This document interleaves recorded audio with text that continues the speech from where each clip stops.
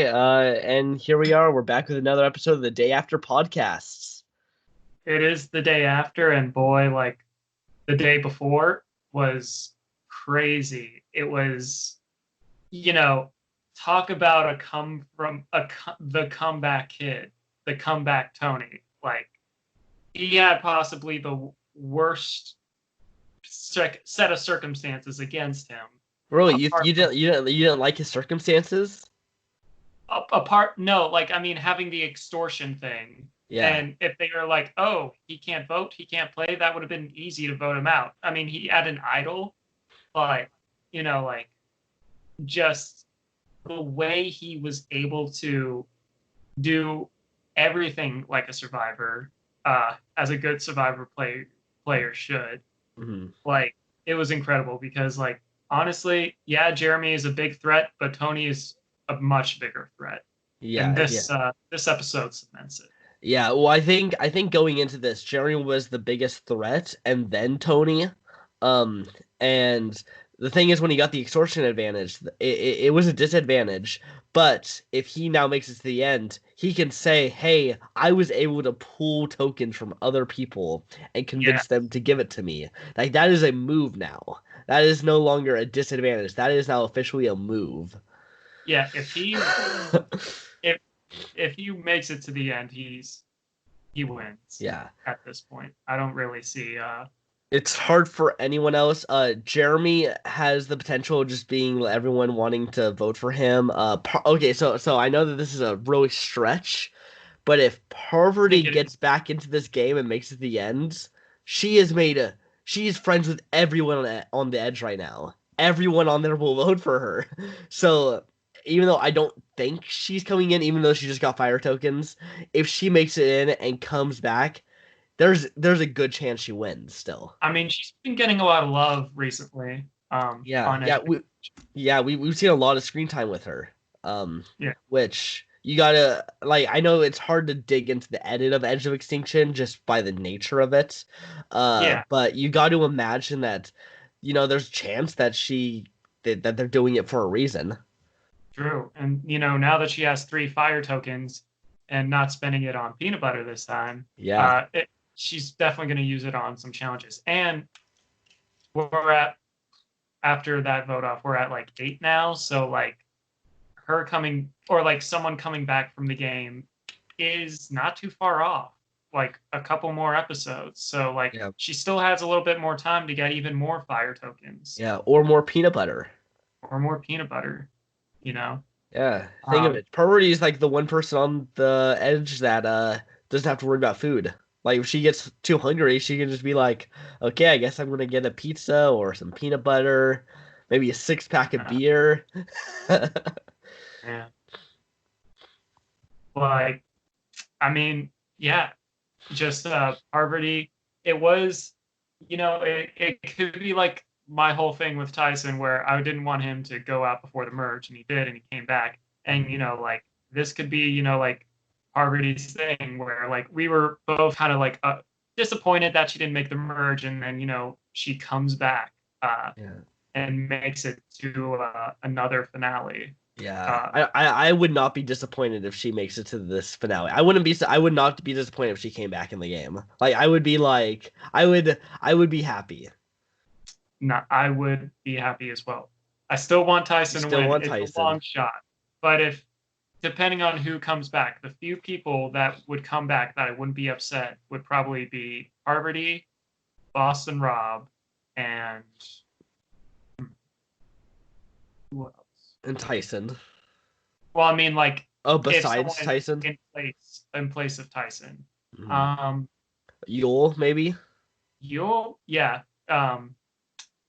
Though I don't know, he would have a lot of things to get There, annoyed. I I definitely don't see him making it to the finale. Like, if he Yeah, comes back, he is going to be target numero uno until he gets voted out. yeah. Like I guess part of my reason, I feel like the reason I would choose Yule would be strictly for my guesstimation list. Mhm. Our fantasy draft. Our fantasy draft, yeah. Um, Well, I mean, I wrote mine down in like the order. Yeah. So, we haven't talked about it in a while, but we should say who's still in the game. Uh, you got three, and I got five. Isn't it always the case? It is. But the sad thing is, watch, you're gonna have that one person that ends up still winning, even though I'm gonna have like the rest of the field. Because well, you have Kim, Yeah, Denise, and yeah, Ben. yeah. I don't know how good their chances are. Denise, I feel The, has the best. Definitely the best. Denise has the best chance, depending on how Kim plays, because we started to see a little bit of a shift in her like taking up a leadership role again. So I think Kim is going to make it to the final three, but be a 0 vote finalist. I can see that. Ben, I feel with Ben, I feel like it honestly depends on where he's at and depends on, like who is sitting next to him Uh-huh. at this point. He needs to sit Right now, next to Nick and Michelle. Nick, Michelle, uh, I mean, I don't know. I haven't really perceived him as much of a threat in this game. I mean, But everyone else there thinks he is. Everyone keeps saying you're a threat. Come on, everyone Ben, you're everyone is a threat. well, Like, even Ben's saying that he's a big threat out here and grouping himself with the Threat Alliance at one point. there, I wouldn't even say there are no alliances here. Last time there, it's just like it's just voting blocks, and it's Yeah. like, all right, so who are we going to vote with this episode? Who are we going to vote with this episode? Hmm. I mean, and one of the biggest advocates of the no alliances is Tony because Yeah. he's just popping in wherever he wants. So the last few weeks I've been kind of like, you know what? I wish that there was more in Winners at War, and I realized I wanted more Cagayan in my Winners at War. This was a Cagayan episode. This Like was like beyond on steroids. yeah. If you literally put this episode and put it somewhere in Cagayan, like the gameplay, it would fit in, and that's what I wanted. And Yeah, and what sucks is though, Tony is now super high threat level. He is yeah. beyond the stars now of threat levels. Which means he's probably going out next episode, but he has an idol, so he can also save himself again, getting himself down to the final seven. Uh but also if he does end up not playing his idol next week and goes home, he's going to have probably another big episode like this, and I can't really be mad that we might get two episodes of this caliber back to I back. mean, I know it's early to talk about the next time, but it was a very Tony Centric preview. He Yeah, had the spy bunker, he had the spy shack. Now he's in the spy tree. He's yeah. This it was sky now. the spy nest. The spy nest. I'm in the sky now. Yeah. Oh, I mean, he's a fun man to watch. Yeah, and if we're going to talk about how he found like the idol, like it was smart, like doing it right after tribal. And I'm glad that he was able to manipulate like Nick and be like, "Oh yeah, go check here," basically telling him, "Look, the places I've already looked." Yeah. Which is smart, good way to get him off. It was good. Yeah, yeah. When I saw Nick coming over, I was like, "Oh no, is Nick gonna like blow up Tony's game or something like that?" Because Nick seems like the person that would do that, which is unfortunate. But I mean, it looked like they think they're a part of an alliance together. Uh-huh. So it kind of makes sense where he might not say anything, but Yeah, because the whole thing was Tony being like, "I'm not looking for idols, I'm going to be a good boy," and then the first time he goes out looking, and then someone else notices. yeah. Well, I mean, like he said, he couldn't play that way. In the Yeah, beginning. what? Yeah, yeah. No, Tony played perfectly. He found the perfect time to go into Tony mode. He waited until an idol got played at Tribal, and then immediately was like, "Okay, well now there's a new one out there. I'm gonna go looking in the first thing in the morning." Yeah, I and then lo and behold, he finds it. And uh, when he got the the freaking extortion uh thing, it was so funny how he just kind of like did like a quick little run and scamper. Like he does this thing when he's trying to read something secret, kind of like when he was reading the, idol rules and everything. He does Mhm. this like little scamper and ducks down, and it's like cartoony, and I love it. Yeah. Uh, Um, yeah, he just um, now he has an idol. Now, great thing on his resume now. Overcoming when they said 6 fire tokens. When yeah. Parvati and Yeah. Ali like, all right, 6. Yeah, I was Yeah. like, shit, how? There's Yeah, no way. yeah. Because they could have chose any number. Now they obviously want to choose a number that Tony could reasonably get. So I guess they thought he reasonably could get 6 fire I tokens. think it was a reasonable thing though. I don't think it was like I feel like they did a win-win scenario where they gave him something that was seemingly impossible. Mhm. But, like if for some reason, like he did, he actually was able to accomplish it, now they have 3 fire tokens each. It's Mhm. much different scenario where either A, Tony can't be in the game to win immunity and then can't vote and he's screwed and he'll probably go home and then, Yeah.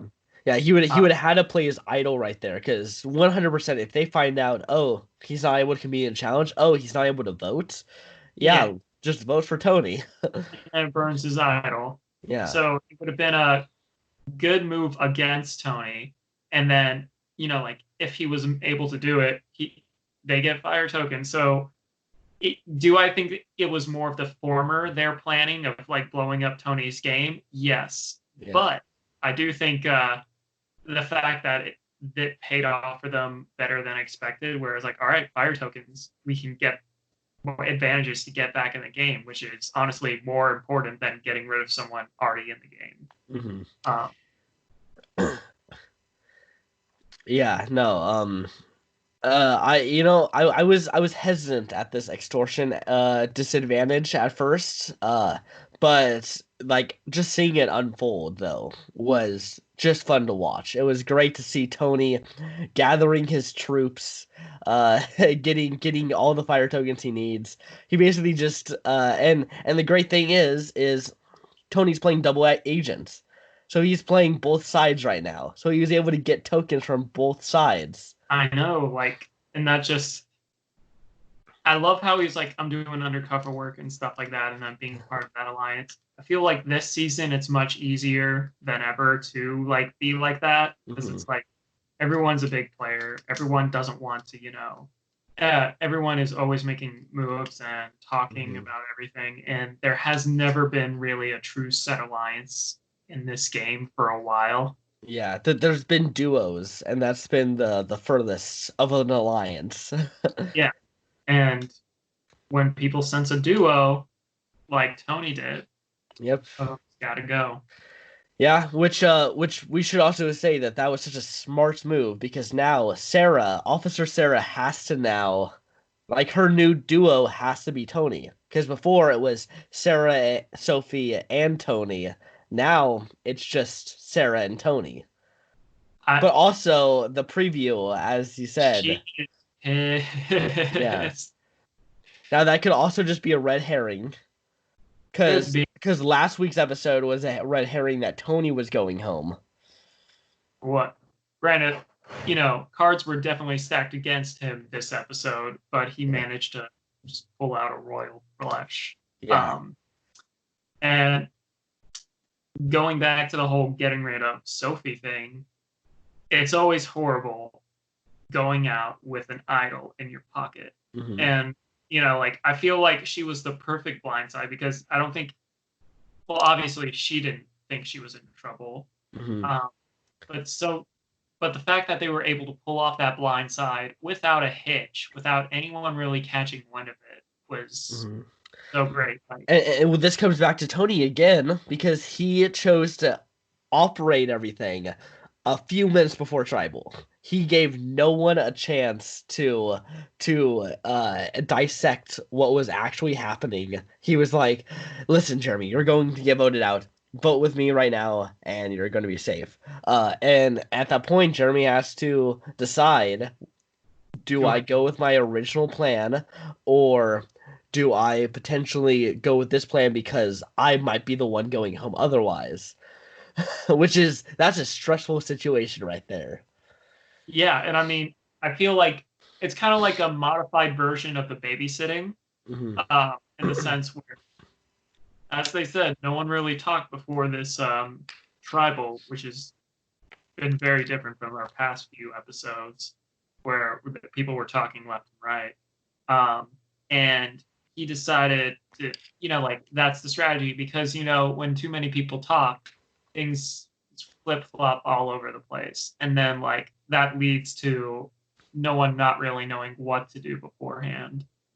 Basically, the less noise, the clearer you can think. And I think that was a great part of that strategy as well, where yeah, talk to them so they don't have time to talk to anyone else. Yeah. Yeah. Yeah. We should also state I think Sophie played a great game. Um, and I think and she said afterwards, that she felt like she was a low tier winner. Um, and she did hold her own. I really think if she made it to the end, she had the potential of being a winner. She did. I feel like she needed a few more things on her resume, but like social game wise as well as position wise, she was doing pretty good. I Mm-hmm. feel like she just needed one or two blind sides to really go her way. Mm-hmm. Um, Getting rid of a Tony or getting rid of a Ben or Jeremy. Mm-hmm. Like, well, I mean, Jeremy was the biggest target, so it would be hard to be like, haha, I blindside you. Like, Yeah. come on, you're me. But she Yeah. but she had, I would say, out of everyone there, the most potential to really observe this game. Yeah, I like looking up the prediction odds after an episode, like to see what were the odds going into the episode. Sophie was predicted to be the winner of the season. Like people were betting on Sophie to win the season. There was also a thing where I was watching the other day. I was watching. It was like kind of like an interview, I think, with, was it Entertainment Weekly? It was on YouTube. This is a random thing that popped up in my feed, and she was saying, and she was one of the people being interviewed. It was like Boston Rob, Yule, Wendell, trying to think, Ethan, I think Amber, actually definitely Amber, and then Sophie. And Sophie kind Mhm. of felt like kind of the out of left field one there. So part Oh. of me was thinking back in my mind, maybe she does have a bigger role in this, or maybe it's them kind of like hinting at, oh, she might have actually won this, Mhm. or made it to the Yeah. very end. I have another interesting thing like that, but it's actually about Ben because when Jeff had to describe his Mount Rushmore of Survivor contestants, Ben was on there with Boston Rob, Parvati, and Sandra. Now, if you just see his first season, Ben has no right to be there. If you No, see this season, he still has no right to be there unless he wins. unless he wins, or I don't know. It's kind of like a thing where he has, because we were talking before the episode. This episode makes Tony a legend. Yes. Like, Yeah, uh, yeah. Like right now, you would put Tony there instead of Ben because Tony just he's showing way more social strategic gameplay, social, strategic, challenge wise, like physical. he freaking slayed this episode. Yeah. So like, wow. So it is interesting that he would say Ben. I Mhm. mean, Jeff obviously has some favorites that not everyone shares. Like, I think his name is Jim from Redemption Island, the medicinal marijuana Oh, salesman. yeah, South Pacific. Oh yeah, Yeah, yeah, yeah. Jim yeah, Rice. times. Yeah. Like he really likes Jim. but has not really been able to bring him back. Yeah. He was going to get brought back for second chance, but didn't make it. Yeah. Um, it is interesting because I always wonder, because of the whole Mike thing of him winning and then being removed, whose place did he take? Who took his place instead? But yeah, like I mean, we all have different favorites, and some, are a bit more out of left field than others. Like, for me, Ken, like, from a Yeah. season that's not the most well received. But like, he's one of the contestants I would love to see play again. Yeah. I mean, I was thinking about this recently. If they ever did a second chance, I would be fine if they brought back Ken. Yeah, Kenny would be fine. If they did there's even someone in the pre-merge. I would be fine if they brought back, which is Ace. I think Ace was a great pre-merge boot. yeah, honestly, yeah. I mean, like I said, I do like season 17. But as I said, those are the only two people that I would ever want to see back from that season. I mean, I still want to see Bill Nye come back, man. I do not. He- I I want to see Celebrity Survivor with Bill Nye. They bring the actual Bill Nye back. Bill Nye. But no, like you even admit, like, he has an impressive like challenge win streak. He in early game where Fake Idols was still a relatively new concept, was able to make a pretty convincing one. And he had a good It social game and everything. it And he just beat it felt right. like everyone on that season was working at half capacity. And then because of that, it gave leeway to him to just win some challenges and be like, look at me, I'm the best. I mean, Marty, I mean, I gotta be honest. I think that that's the worst final three in Survivor history. him, Sugar, and And Marty. uh, what? Was it No, Susie. Susie's her name. Susie? Because I hated Sugar. I could not care at all for Susie. And his name, what was his Bob? He was okay. I, I don't know. I see he's forgettable for me. I almost called him Bill because he is just Bill Nye. He's one of the people where he wears, his buff as a bow tie. It, you know, why your phones went out. Yeah.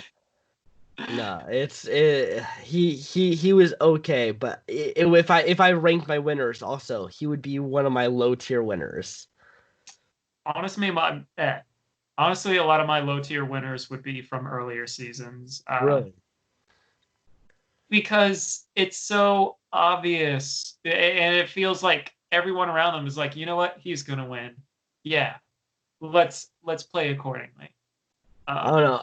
A lot of my low tier winners are actually in the middle 20s or Middle in 20. or early 20s because there are some not very good winners in that time period. I do feel like there are.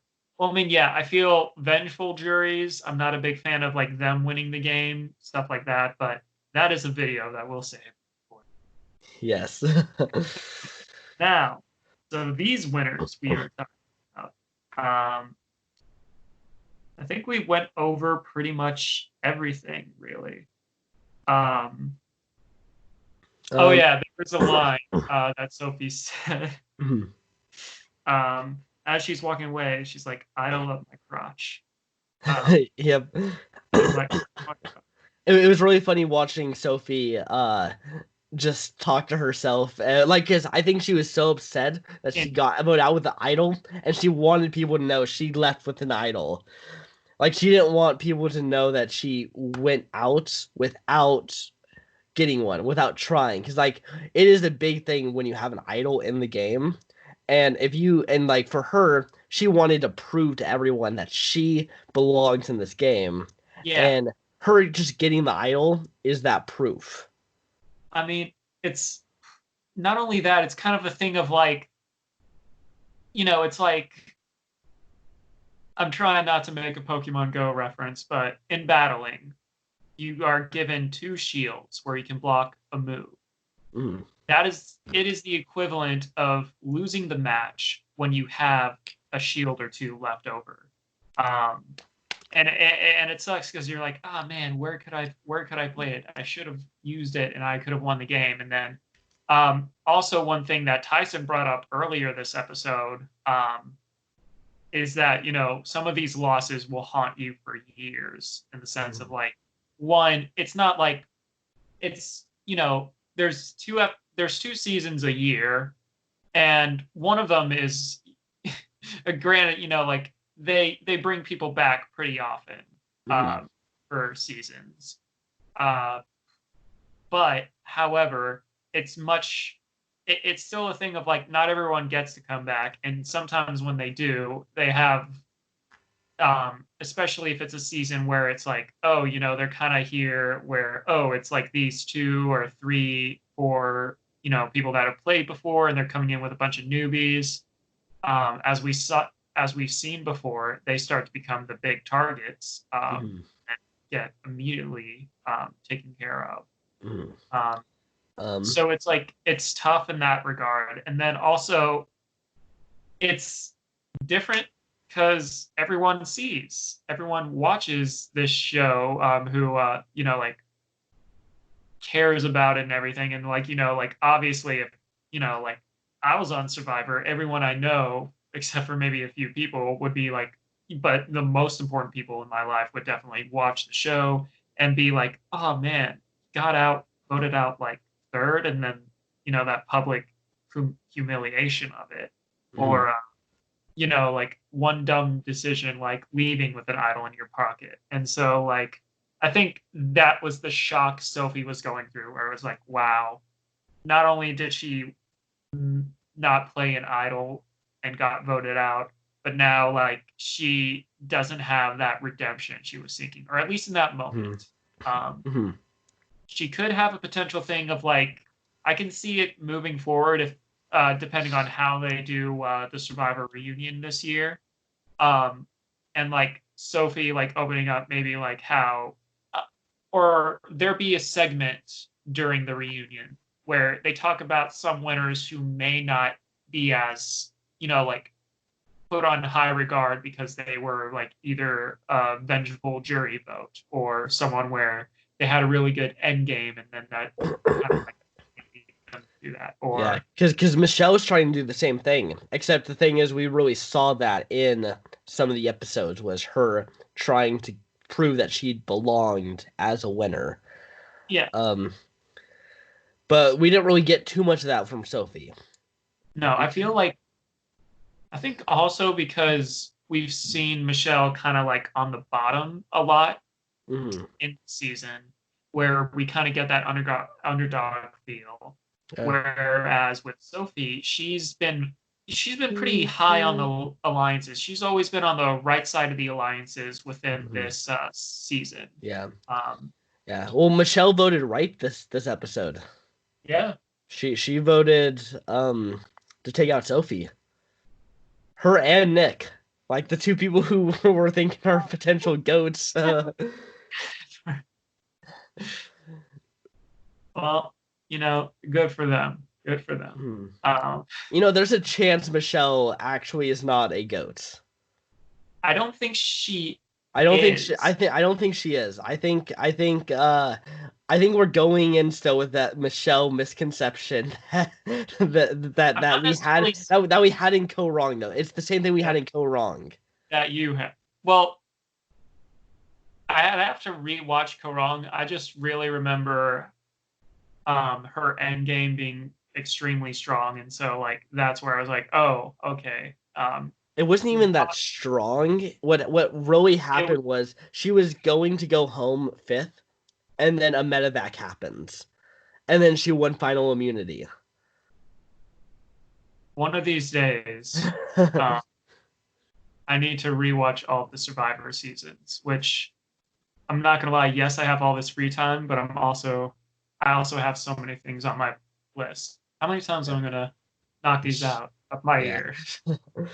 Yeah, no, I mean, Go Wrong was either going to be won by Aubrey or Sydney, if that medevac didn't happen. I could have seen it. But she did have a good, strong end game. I feel with Michelle this season, the whole Wendell thing kind of threw a wrench in it. Um, because that came and went, and it didn't paint Wendell in the best light because he came off as a bit of a jerk, and it didn't paint Michelle in a good light because it's like, oh, she's still like clinging on to like she's not over it yet. That So there was I that. was very high on her in the pre-merge until she got with Wendell. And then when that started happening, I was kind of like, okay, I'm over it. Yeah. Um, Hmm now that and then the whole thing about her buying a 50-50 immunity. I mean, if but like stuff like that where I think she is trying to play the game. She is playing. Obviously, everyone out there is trying to play the game, but like I think she is. Except Nick. Yeah. He's just there. I mean, really, other than suggesting Tyson, he hasn't really done too much. I think Nick is making it to the final three. I think he's the Dean of the season. Except Dean played a good end game. I don't think Nick's going to. Dean had a better like at least like speech at the end. Yeah. It's No, like Dean played good from like final 7 onwards, and I feel then yeah. but I mean, he was still one. He survived well. Then again, usually when it comes to like a showmance or a pre-showmance thing, usually one person goes and then they kind of like linger, and then the other person kind of lingers on longer. But like, and just by having a genuine human connection with another player because they randomly knew the same person, was given an idol when he was going to go home. Like, like I think he was in a way a sleeper threat, but not as big as a sleeper threat as like other contestants that were there. I don't. If I were to say, I don't think Nick is a sleeper threat at all. No. I think he's on it for the ride, and whatever happens, happens. I mean, you can go back. We thought that Dean was a goat until like the last 2 or 3 episodes of that season. We thought there, like, even though he had that connection and played an idol successfully and everything, we still were just like, but it's Dean. And that's the way I feel about Nick. It's like, well, it's Nick. He's not winning this season. No. I don't think. Even if he does, like, I can't really. He would have to do something crazy, like extremely flashy, crazy. He needs to win like every immunity. If he wins every immunity from now on, maybe he can be a contender. Potentially. But yet again, he would have to be sitting next to like a Michelle and a Kim. Let's see. I don't think that is happening. I do think, who knows, maybe because sometimes there is a momentum thing when it comes to challenges, where someone wins one and then they win another, and then they just kind of build upon that momentum. We see it time and time again. More so in like earlier Survivor, but we've seen it with Brad Culpepper. We've seen it with Cochran. Yeah. So it is possible that Tony could go on like a immunity spree. Yeah. Do you think Tony should have voted out Ben because Jeremy wanted Ben out? And do you think that would have been good? Because that would have been another challenge threat potentially that Tony would have not had to deal with. I think both had their I'd say out of the two options, both of them are good votes, and both of them have different advantages. One, you have someone that's aligned to you, someone that's supposed to be your greatest ally, and they're pretty tight, getting rid of Sophie, and then also recognizing that she has a better overall game than Ben. However, because winning immunity doesn't necessarily guarantee you to be the best player, to have the best resume. It's like, it's great, and it does help people consider you, but it doesn't necessarily mean you are. But it doesn't necessarily mean like the votes will go your way. Um, the immunity win is kind of like a wild card in the sense of like it makes someone safe, but as we've seen before, like it's not the be all end all of like, Yeah. oh, you have to win challenges in order to get any votes. Yeah, once you establish yourself as a challenge winner, you do get a bigger target, and that makes you need to win immunity more. Exactly. Which But then in itself makes it more likely for you to get voted off because you keep winning. So true. it becomes a vicious cycle. Could be a thing of like Ben still having like Ben being a meat shield because he is physical threat. So is Jeremy, and that's part of the reason why like they're still around is like the whole meat shield thing. Mhm. So it could be that. I mean, we're in the final 8. Someone is coming back. There's not much. There isn't really anywhere to hide anymore. Mhm. Like you make a move, everyone's gonna know. You win a immunity, obviously everyone's gonna know. You hanging up, positioning yourself in trees like a little baby bird. People are going to take notice. Yes, I mean, I think that's part of the reason why when they go to like tribes of 5 and stuff, it's always more stressful because where to hide with that Mhm. many or that few people, and Yeah. especially since we're on. I mean, we're in the final like third of the game and people are thinking, all right, we're past the halfway mark. That goal, that goal of day 39 is right there. Okay, who do I need to get rid of, and who am I bringing to the end? Mhm. And that's the mindset you have to have in that scenario. And I forget who mentioned it, but it's about but well timed big moves as well. Mhm. Um, and I think Tony pulled off like a well timed big move with Sophie. I feel that was definitely the right time. Now, would Same. Ben been the right time for Ben to go just yet? Maybe not. True. True. I think Ben could go maybe around 6. I think that would be a good place for him to go out. Like if I was Tony. Like if I was Tony and I was at final 6 with Ben, I'd probably want to take him out like right there, right Yeah, before the Edge of Extinction comeback. yeah. As well as the fact of like, all right, once more challenge threats are gone and you're at the final 5, you have some people that maybe have one win under their belt, but like like everyone else is kind of like mediocre at challenges. Then it's Mhm. like, oh, okay, yeah, you're able to like basically sweep, Mhm. kind of like what Culpepper did. Yeah, and also Sophie, you got to imagine Sophie was going to want to target Tony pretty soon.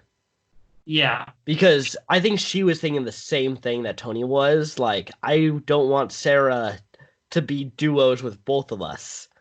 You gotta stop that. Um, so yeah. Also, we never talked about Sarah's fashion show. yeah, that one that was interesting. I myself, I'm not deep into fashion. Like, yeah, I have my flannels or my graphic shirts, like Yeah, my represent. hero. Um, but I thought it was like a fun little thing for them to like do. It was a nice little um, breath of fresh air, and I think it's one of the fun things that they get to do on the island. Mhm. It did remind me a little bit of Rupert back in Pearl Island with Yeah. his dress. Yeah, that was great. There is another thing though, where they were reading out the challenge riddle, and I've completely forgotten about those. And I kind of miss those as well, where it's like, oh yeah, we used to get those all the time, and now it's They just dropped it. yeah. So I guess that was a little sad thing, Mhm. because like they don't do the recap anymore. They don't do the intro anymore. Yeah. Now, Well, granted, and it sucks because I used to look into that at the editing because those when they did the recap, that would be very much like how they're showing this is the most important stuff of what's happened. And true, so just in general, you could kind of see how Survivor viewed certain moments or certain storylines through their edit was through that. I I would say that maybe they realize that, but at the Hmm. same time, if we're talking about Survivor, we live in the day and age where we stream, we binge, we do all this stuff. Hmm. Um, I, in fact, I always watch the opening credits to whatever I'm watching. In fact, if I accidentally skip it because I'm trying to pause it, I will go back to watch the opening credits. Hmm. So, like it always gets you in the mood and everything. I think what Survivor is doing in order to have more screen time with these people, and it makes sense in a way, especially since everyone is like streaming and watching things back to back, it doesn't necessarily make sense for them to put a previously on Survivor or an opening intro where they can just have like a little insert of like the logo by a torch, and then Hmm. they go on with the episode. Yeah, Um, and it gives us 30 more seconds of Survivor, yes, yes. which However, is very needed for the season. Just saying. yeah, it is. It is. I guess I'm nostalgic, Hmm. almost I, I admitted. I feel like it might go back. It might go back. We'll see. We'll see. I mean, we're coming up on a whole new generation of Survivor. Hmm. Um, who knows? I still see that thing that's like Survivor's still looking for new Yeah, players. it went away for a little bit, but because of the whole coronavirus stuff, they brought it back. Yeah. I Uh, mean, if the pool is going to be smaller because of this whole thing, and I'm not sure what I'm filming this summer, if anything, mhm. um, maybe it's time. Maybe it's time to get out the old. Well, I mean, I would use my phone, but Hmm. try again. Why not? Yeah, I just actually ordered a webcam for my podcasts and stuff, so I'll eventually not be this glitchy. Look at Nice. that. Look at this. Look at this little wave. I mean, I definitely need to upgrade my phone. Hmm. Like just the other day, it was like, well, I mean, the battery life has been crappy for a while. Like, it's not like unusable. And I always carry around, portable chargers with me, anyways. But, there are parts of the screen with dead pixels. Also, sometimes it just goes stupid for no reason, where Hmm. it might shut off or like it'll just like freeze, and then it's like, oh, I'm trying to get back into it, but it's not letting me. Happened yesterday. So, new phone with 4K. I don't know. We'll see. Yeah, But exactly. I bought this ring light, which is nice. Yeah, It is nice. I like it. that's nice. Yeah, just you guys watch. We're gonna be on the same season as Survivor. That'd be fun. Uh, I think we would definitely. I don't think we would have an alliance. I feel like I would definitely try and go after you. You'd go after. I would want to work with you till the merge. Shh. Not letting the people know we want to work together, so we don't have a Tyson Boston Rob thing going on. Come on. I mean, I think we would be so lovable that no one would ever want to turn on us. I feel, but no, like it would be dangerous though because Yeah, everyone with pre-existing, we would have to keep it under wraps. yeah. It's one of those things. It's like I would love to go out there with someone I knew, but at the same time, I don't want that. Exactly. It's cool for Amazing Race, but Yeah, Survivor, I mean, as we've seen with Blood versus Water, it just it ruins people's games. And like yeah, everyone that has been on Blood versus Water always says that that was like their crux, except for like the people who won. But yeah, even then, it's because their people got voted out like first. it's yeah, Like it's because if you look at it, actually, Tyson his girlfriends got voted out first. Like the official first vote out was his girlfriend Rachel, and then Natalie Anderson's sister was the first vote out in San Juan del Sur, and then they both ended up winning the game. Because it's like, all right, I gotta represent, I gotta step up. Yeah. Um, fun fact, since we were also talking about Survivor auditions earlier, the first time I sent in my tape was for it did it did say oh, who would you bring if you could do Blood versus Water, and you know what I said? What? I wouldn't want to do Blood versus Water. Yeah. That's funny. um, well, I mean, because and I think the mentality I had was, it might make you vulnerable, Yeah. as loving anyone does. Yeah. But Yeah. Well, even Russell Hantz has said like if he was in a Blood versus Water season and he brought his daughter, he would be terrible. He would be so confused. He would be compassionate towards his daughter that he wouldn't want to like do anything that would upset her or potentially get her in trouble. it would be interesting to see a different side of him Yeah. in that regard. Do you think Russell Hantz is ever going to play again? I don't know. I feel like Tony has just replaced him. Tony is the better version of Russell Hantz. Mm-hmm. I don't.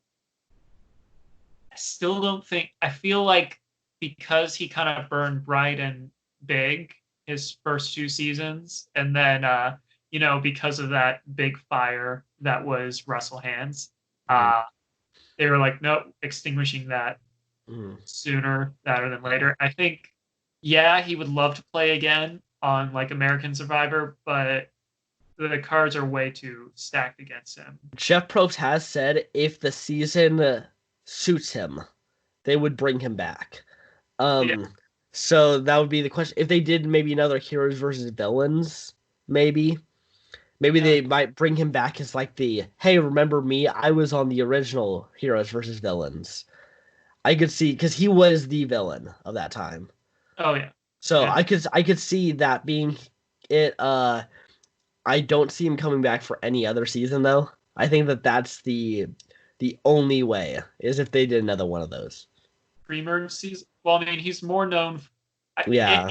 It would be one of those special cases, kind of like with Malcolm, where because of his elimination was so iconic in a way, because the reason why he got voted out so early wasn't necessarily because, like, oh, his team wasn't strong enough. They simply just wanted to get rid of him as soon as possible. Yeah, it's great because I think they would have probably won that challenge if everyone tried. Like, Russell would have kept going. Like, honestly, Boston Rob might not have won the season if they didn't throw that challenge. It's interesting. Always there's always all these what if scenarios in Survivor. That's what makes it so crazy. One little thing can haunt you for the rest of your life. Yeah. Well, okay, how about this? What All-Star season do you think is going to be the next All-Star season? Because I have two ideas. You have two ideas. If I were to, I feel like if I wasn't, it's tough because if I were to choose something, I'd say because old school versus new school is already kind of like in the zeitgeist of like this. This season has definitely made that that it made that season front and center. Yes.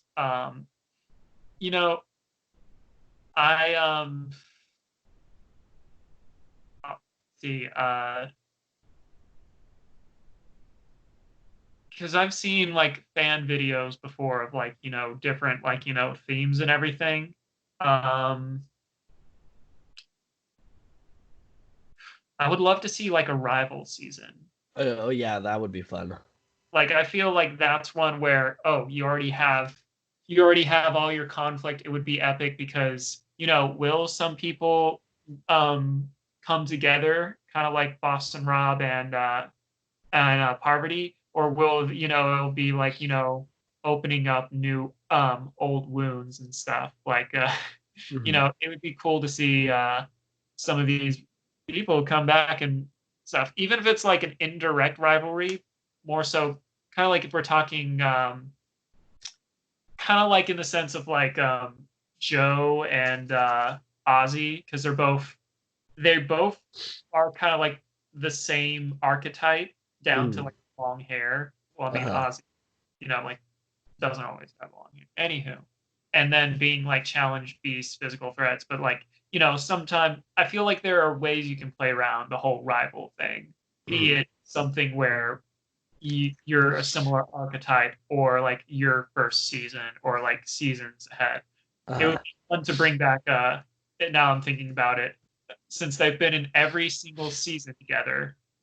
Uh, Jerry and Colby, Oh my gosh, I would love to see them come back. especially with the whole thing of like they've Yeah. been in every season together. Yeah. And Um, they've pretty much been against each other every season. yeah, Like even in Heroes vs. Villains, they were not on the same page. And yeah. they had known each other for so long. So yeah, I'd say if I were to choose any, it would be Rivals. Yeah. Um, well, as I said, my first one was old school versus new school. I think Yeah, that one, I would love to see that. I would love, but the thing is, if they did that, I would want people who have never played, who old school people who have never played new school to be on that cast. So we wouldn't get like our Boston Robs or any of the people who are on the season that are old yeah, school. yeah. Um, uh, because you want to really say, hey, this is our best case scenario of old school, which would give us like imagine seeing Rob Cesternino, Lex Vandenberg, um, uh, Kenny could come back for this. He's an old school player. Yeah, Uh, like I think it has potential. And obviously new school you could pick your litter. I think in New School they have so many people that are eager to come back. Yeah. I feel all right. I feel it would be a fun season, and I think. Well, I mean, I want to hear your second choice, but I Yeah. think if they were going to do a future season, I don't know. They usually do. I love All-Star seasons, but at the same time, I feel like they need to be spaced out more. Hmm. I mean, they got better at it, but Yeah. Well, there's been some rumors that season 41 is going to be another All-Star season. we'll see. Yeah. Uh, I'm not against it, but it's like a thing of like I like, you know, kind of like a holiday. I like, Uh-huh. like spaces in between. Now, Yeah. granted, I love, the end of the year because that's where the holidays are, but like I don't need like, like diminishing goods, Hmm. kind of like the whispering. Yeah. Yeah. Well, they're definitely going to want to get people from 35, 36, 37, 38, and 39 because they haven't had the opportunity to do um Too much. uh yeah, they haven't had the opportunity of coming back really. I mean, except for the winners, but like it's hard to even really count that because it's like, yeah, they came back, but like they're not necessarily the people who we wanted. They weren't really the first contenders of their seasons. They Yeah. just happened to fill their winner slots. Yeah. So I think Um, that I can see it, but because I can see it. Like I said, I'm still gonna watch it. I'm still gonna yeah, love it. I just want them spaced out more. yeah. Um, Um, okay, and then my second is Second Chance 2. They need to do it already. Second Chance 2, I would love, Mhm. um, especially the whole voting thing and like, Yes. oh, because I know when I was watching or when I was voting and stuff, it was like, granted, I did not see all the episodes of Survivor, all the seasons up until that point, but just like looking at, some of the people, I'm like, oh man, Spencer and Wu can come back in this game. Oh, that's so cool. Or, like, oh, there's some of these older players where, haven't really seen, um, like, because I've seen some older ones like, oh, like, you know, like I know about the other Kelly, and how like she you know, hasn't returned in a while. Ooh, that's cool. Like, and then like thinking who's going to be in this, who's not going to be in this. It was a lot of fun, like the building of anticipation for it. Yeah, Um, it forces hype onto your season. Whereas yeah, like a game changer or something, it just happens and you don't really get the hype on it. yeah. Um, Either way, I feel they're all good choices. Personally, I still want Rivals to happen. Yeah. Um, I would love a duos season where it's almost like a blood versus water in a sense, but if one person wins, then the other person wins. So you're more incentivized to help your person. didn't work too well for Battle Royale too. For what? Whenever I think of like duo things, it reminds me of. Have you seen Battle Royale? Is that a show or is it just like a game? Like, because I play like Fortnite. It's a Japanese movie. It's what everyone was saying that Hunger Games was a ripoff of. Oh, okay, yeah.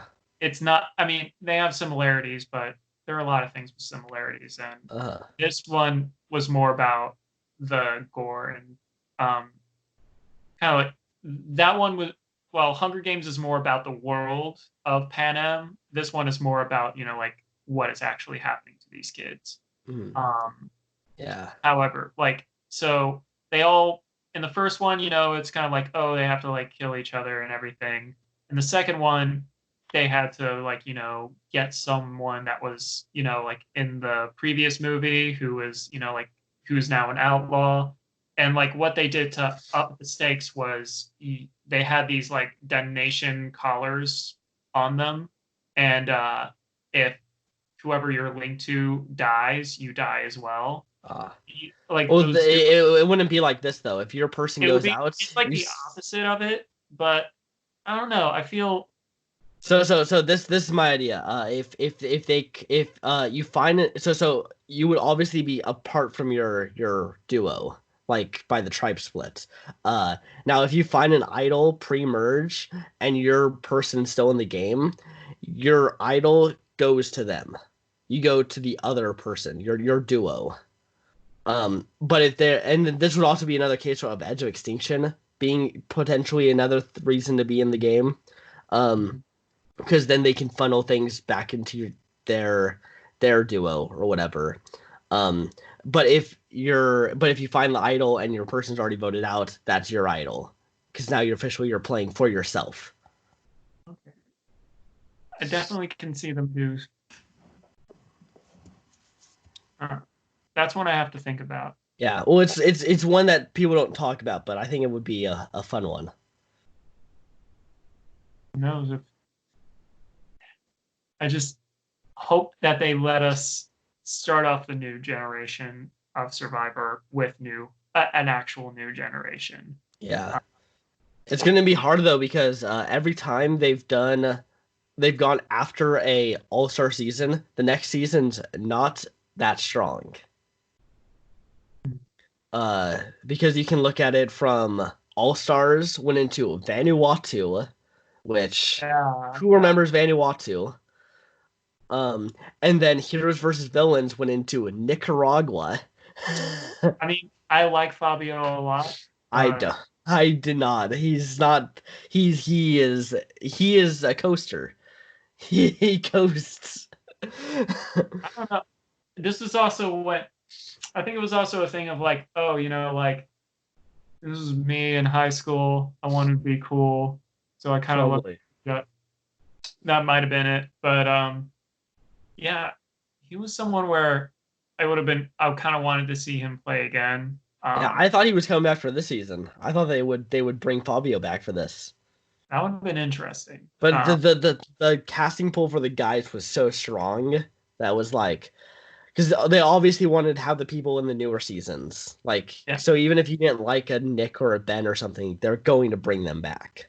and Um it could have been a thing of like like yeah, like just like who's there, and he's kind of like in between. he's kind of like in between old school and new school. Like he's Yeah. literally in one of the middle seasons, so it all Yeah. harder. Yeah. I don't think he's coming back at this point. If he doesn't come back for this season, I don't see him coming back for any season. Oh well. But I know you said well, Fans vs. Favorites is not an all-star season. Trying to think of another one. Well, their second chance that Ko Wrong came after that, and it was okay. That was the best of the after ones, but it wasn't. Well, I mean, In fact, it got plagued though because it had 3 medevacs in that season. yeah, So it's like it's hard to really rank that Heroes comparatively. versus Healers versus Hustlers. That's not an all-star season. No, I mean that came after All-Star season. Oh yeah, and that season I did not like that season either. I don't think it was too bad. It was another okay season, but we've never had a good season of Survivor.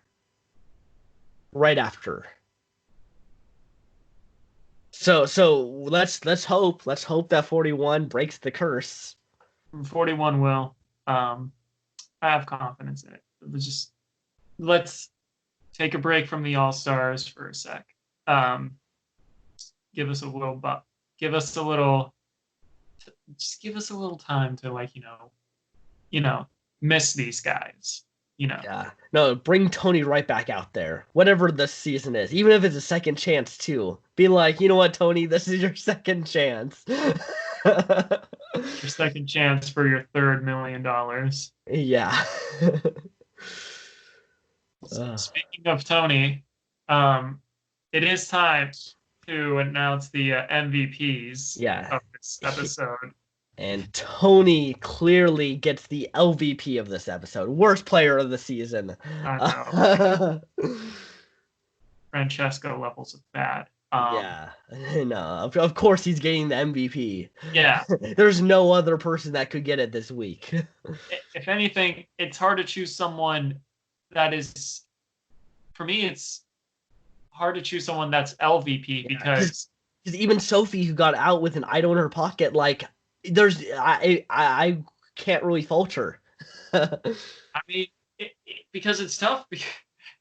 It's tough because Tony played such a great game this episode that I don't blame Jeremy for trusting Tony. I don't blame Parvati or Natalie for choosing Tony for the the person where they could possibly screw over. I think I have my LVP pick. Yeah. And we haven't talked too much about why, but I'll be willing to go into it right now. And that is Nick Wilson, because he went on board to Tony's plan, and I think it doesn't benefit him at all. I think that for him, his better move was to stay tight with Sophie, and Sarah and Michelle. In fact, she's like almost a sub LVP, because I really don't know if this was their best move. This was definitely Tony and Jeremy's best move. Yeah. But with them, it was more of like it was making a move. I feel you're right about Nick.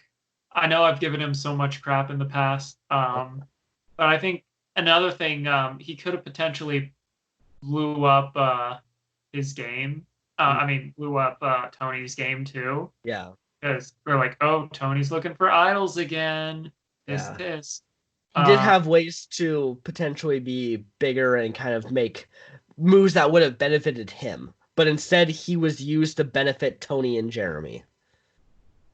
Yeah, I just don't see his. I will also say this is probably the least LVP award that we've awarded to maybe anyone so far in the history of this podcast, because he hasn't really. It's very like a finesse. It's more of what he could have done as opposed to what he did. Yes, exactly. So, kudos. Kudos to this episode. To fill you guys in. So I was about to watch Toy Story, because my roommate and I were doing a Pixar marathon, and I look at my phone and I have a message from Joe, and he's saying, "Dude, this was the best. This was the best episode of Survivor like ever." And I'm like, "Ooh, all right, I'm into this." Because I know this man is hard to please too when it comes to Survivor. Mhm. So afterwards, like that's what I did. I watched the episode, and I'm like, "Ooh, it is." There's like Tony's gameplay, and everything, and then yeah, I agree. It's one of the Mhm. best. Yeah. Does it Like, does it redeem this season for you a little bit? uh, yes. So now, if I rated the season out of 10, I would probably give it maybe an 8.5. And then of course, if the next episode is better, is or on the same caliber, then it goes up to a 9. And I mean, like, if Tony, it looks like next time on Survivor, we're gonna yeah, still see Tony doing his Tony things, going up in trees. yeah. Um, it would be funny if like he gets a shark, guts it out and everything, and it's like, all right, spy shark. And he hides in the shark. They're like roasting the shark, and Tony's hiding in it, trying to get some info. Uh, it would have to be a very, very big shark. Yeah. Uh, but who knows? We'll find out. Yeah, Next, yeah. Next time on Survivor, and next time on the Day After podcasts. y'all have a good week. Bye.